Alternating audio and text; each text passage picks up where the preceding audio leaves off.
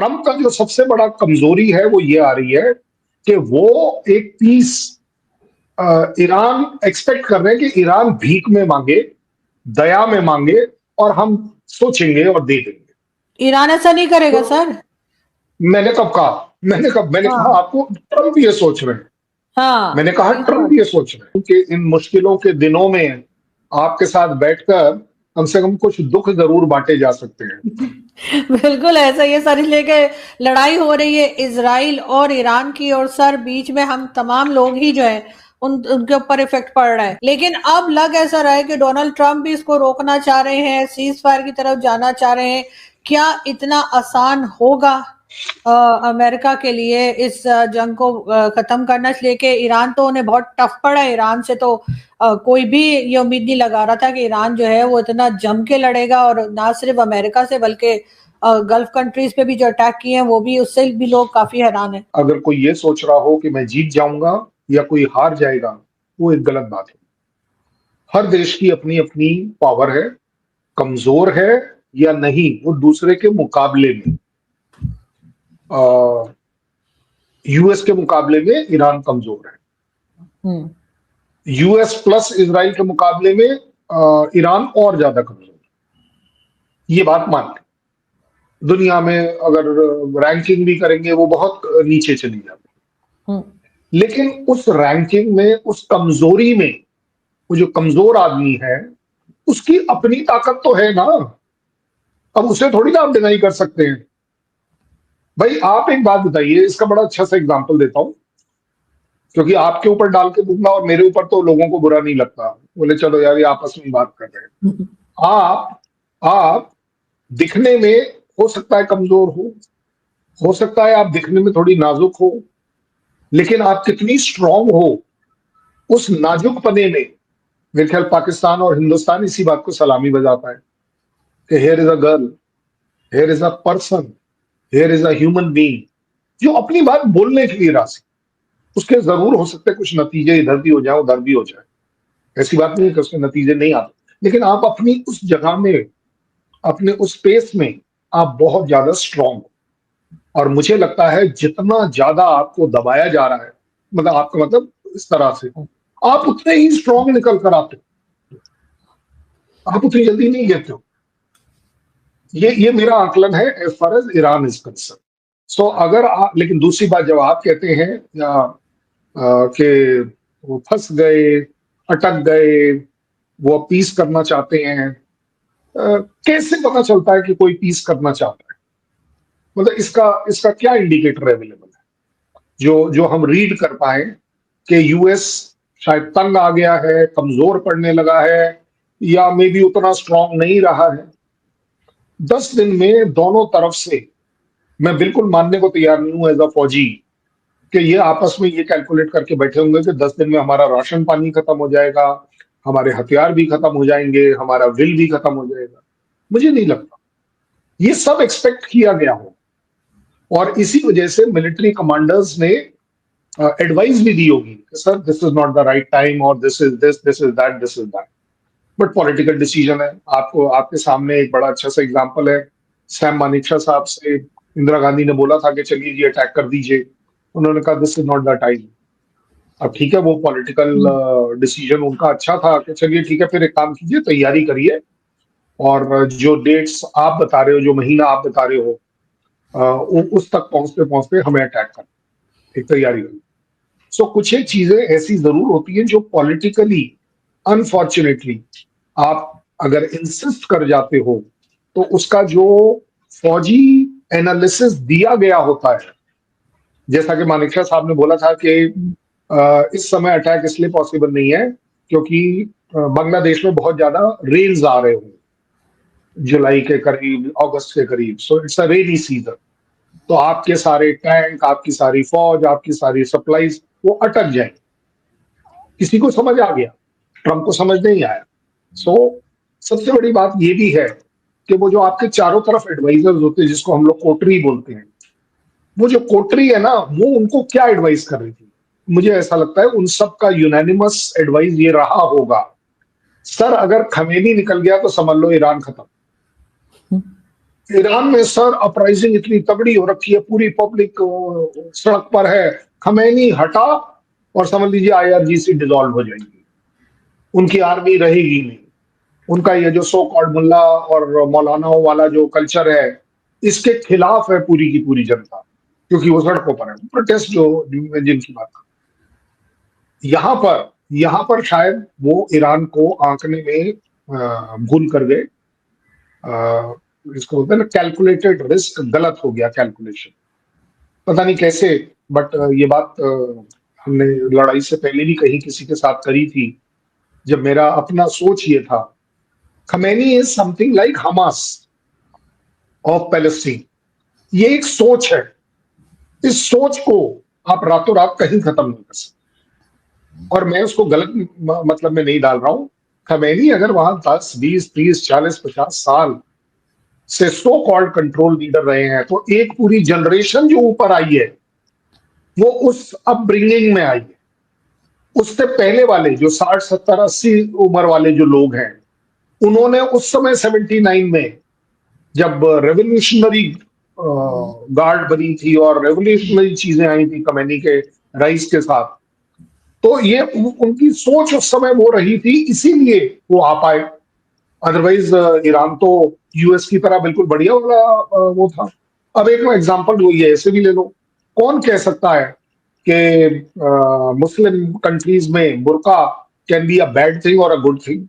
आरजू काजमी साहब को तो हमने कभी बुर्के में नहीं देखा, आप बताइए। लेकिन अगर अगर पाकिस्तान को वो मंजूर है, इंडिया उसे देख पाता है, तो पब्लिक के अंदर क्या सेंटीमेंट चल रहा है?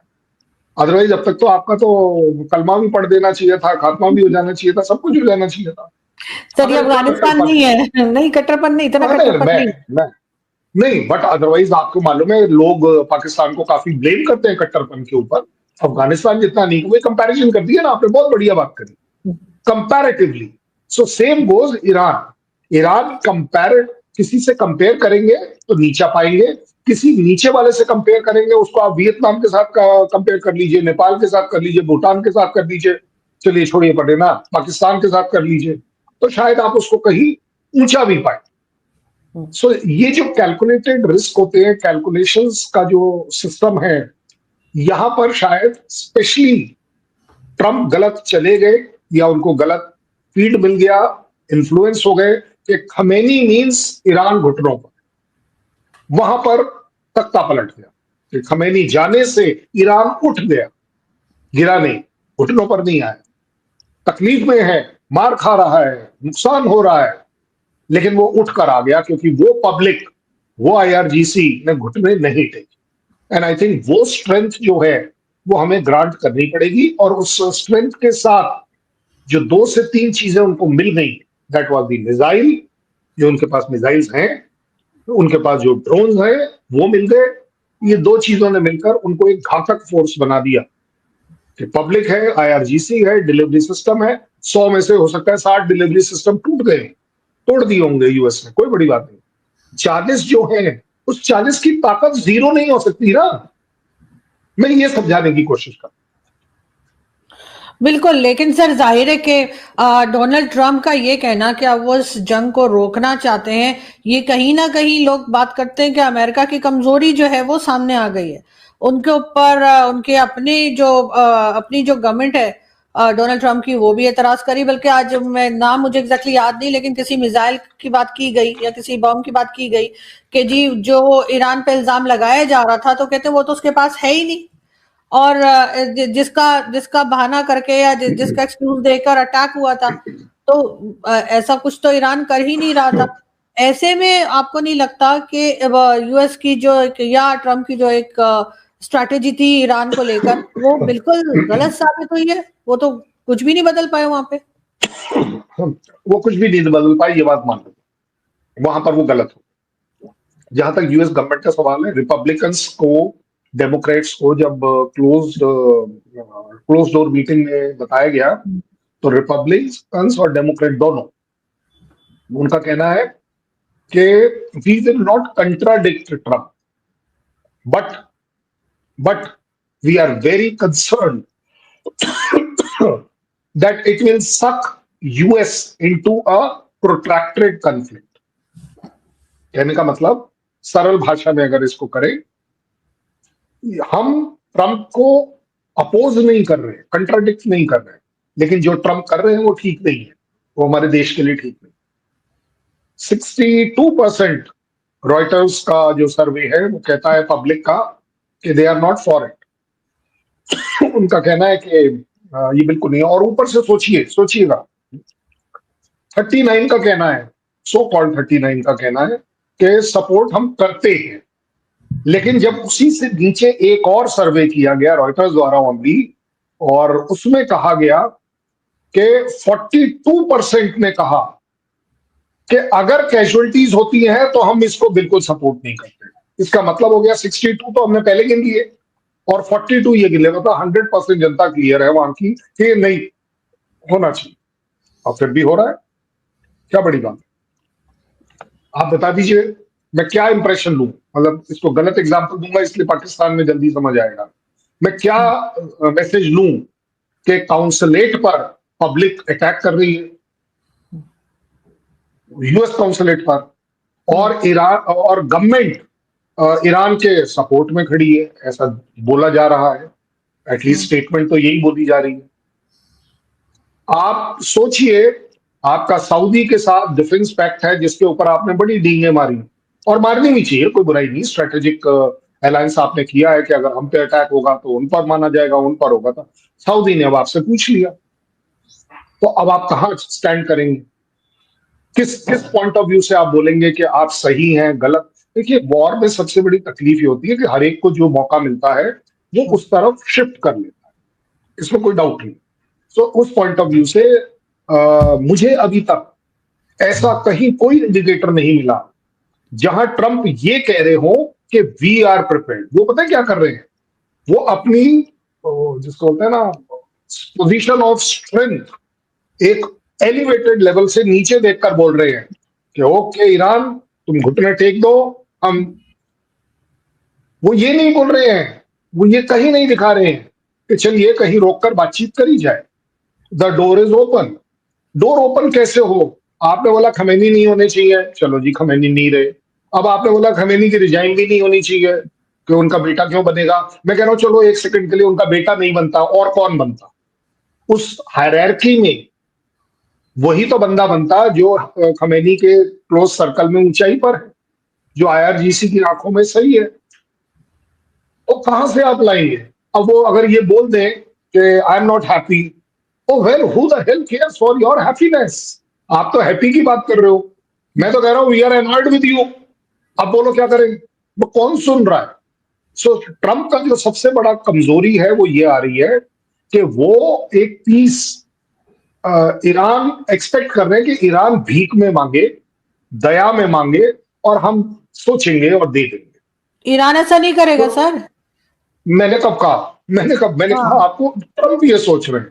हाँ, मैंने कहा ट्रंप ये सोच रहे हैं। दोस्तों, मध्य पूर्व में इस समय हालात तेजी से बदल रहे हैं। ईरान जिस तरह से लगातार जवाबी हमले कर रहा है उसने पूरी दुनिया को हैरान कर दिया है। अमेरिका, इजराइल और उनके सहयोगियों के हमलों के बाद भी ईरान पीछे हटता हुआ नहीं दिख रहा, बल्कि हालात ऐसे हैं कि हर दिन नए हमले, नए बयान और नई धमकियां सामने आ रही हैं। रिपोर्ट्स के मुताबिक अमेरिका और इजराइल ने ईरान के कई सैन्य ठिकानों और इंफ्रास्ट्रक्चर पर बड़े हवाई हमले किए थे। इसके जवाब में ईरान ने मिसाइल और ड्रोन हमलों की श्रृंखला शुरू कर दी, जिनका असर सिर्फ इजराइल तक सीमित नहीं रहा बल्कि पूरे मध्य पूर्व में तनाव बढ़ गया। ईरान का साफ संदेश है वो दबाव में झुकने वाला नहीं है। ईरान के नेताओं ने कहा है कि जब तक हमले पूरी तरह बंद नहीं होते और सुरक्षा की गारंटी नहीं दी जाती, तब तक किसी तरह की मध्यस्थता या समझौते पर बात करना मुश्किल है। इसी बीच अमेरिकी राष्ट्रपति डोनाल्ड ट्रंप लगातार सख्त बयान दे रहे हैं। ट्रंप का कहना है कि अमेरिका और उसके सहयोगी ईरान पर दबाव बनाए रखेंगे और जरूरत पड़ी तो कार्रवाई और तेज की जाएगी। लेकिन सवाल यह है कि क्या ये टकराव इतनी आसानी से खत्म होने वाला है? विशेषज्ञों का कहना है कि ईरान की रणनीति अलग है। ईरान सीधे सीधे युद्ध में हार मानने की बजाय लंबी रणनीतिक लड़ाई लड़ना चाहता है, यानी वो अपने सहयोगी समूहों, मिसाइल सिस्टम और क्षेत्रीय नेटवर्क के जरिए दबाव बनाए रखने की कोशिश कर रहा है। इस पूरे संघर्ष का असर सिर्फ सैन्य मोर्चे पर ही नहीं दिख रहा, ग्लोबल तेल बाजार भी इससे प्रभावित हो चुका है। कई रिपोर्टों के मुताबिक युद्ध के कारण तेल की कीमतें $100 प्रति बैरल से ऊपर जाने लगी और ऊर्जा बाजार में भारी अस्थिरता देखी जा रही है। यही वजह है कि यूरोप, एशिया और अरब देशों के कई नेता लगातार अपील कर रहे हैं कि हालात को और ज्यादा बिगड़ने से पहले बातचीत का रास्ता निकाला जाए। लेकिन फिलहाल मैदान में जो तस्वीर दिखाई दे रही है वो बिल्कुल अलग है। ईरान की ओर से लगातार कहा जा रहा है कि अगर उस पर हमला हुआ तो जवाब भी उतना ही कड़ा होगा। कुछ विश्लेषकों का मानना है कि ये टकराव अब सिर्फ दो देशों का नहीं रहा, ये एक बड़े जियोपॉलिटिकल संघर्ष का रूप ले चुका है, जिसमें अमेरिका, इजराइल, ईरान और कई क्षेत्रीय शक्तियां अलग अलग तरह से शामिल हैं। और यही कारण है कि पूरी दुनिया की नजरें इस समय मध्य पूर्व पर टिकी हुई हैं, क्योंकि अगर ये युद्ध और ज्यादा फैलता है तो इसका असर सिर्फ क्षेत्रीय सुरक्षा पर नहीं बल्कि वैश्विक अर्थव्यवस्था, तेल की कीमतों और अंतरराष्ट्रीय राजनीति पर भी पड़ेगा। फिलहाल एक बात साफ दिखाई दे रही है, ईरान ने संकेत दे दिया है कि वो दबाव में झुकने वाला नहीं है, और जब दोनों पक्ष पीछे हटने को तैयार नहीं होते तो दुनिया के लिए सबसे बड़ा सवाल यही बन जाता है, क्या ये टकराव जल्द खत्म होगा या मध्य पूर्व एक लंबे और खतरनाक संघर्ष की ओर बढ़ रहा है।